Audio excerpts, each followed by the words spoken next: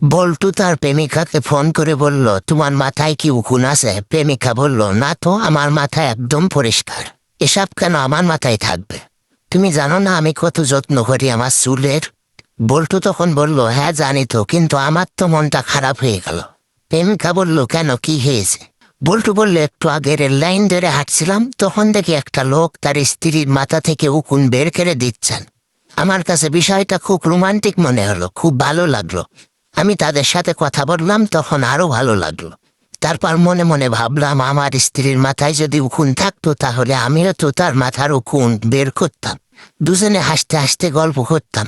প্রেমিকা তখন বলল, সত্যি বলছ? বল্টু বলল, হ্যাঁ সত্যি বলছি, কিন্তু তোমার মাথায় তো উকুন নেই। প্রেমিকা তখন বলল, একটা কথা বলি? বল্টু বলল, বলো। প্রেমিকা তখন বলল, আমি মিথ্যা কথা বলেছি, আসলে আমার মাথা ভর্তি উকুন, কত চেষ্টা করি কিন্তু কিছুতেই কমাতে পারে না। তোমাকে মিথ্যে বলেছি কারণ তুমি যদি আমাকে পচা মনে করো। বল্টু তখন বলল, আমি আগেই সন্দেহ করেছিলাম তোমার মাথায় উকুন আছে, কিন্তু তুমি তো কোনোদিন স্বীকার করবা না, তাই কৌশলে স্বীকার করালাম। পরবর্তী দেখা হওয়ার আগেই মাথার উকুন শেষ করবা, দরকার হলে মাথা ন্যাড়া করে ফেলবা।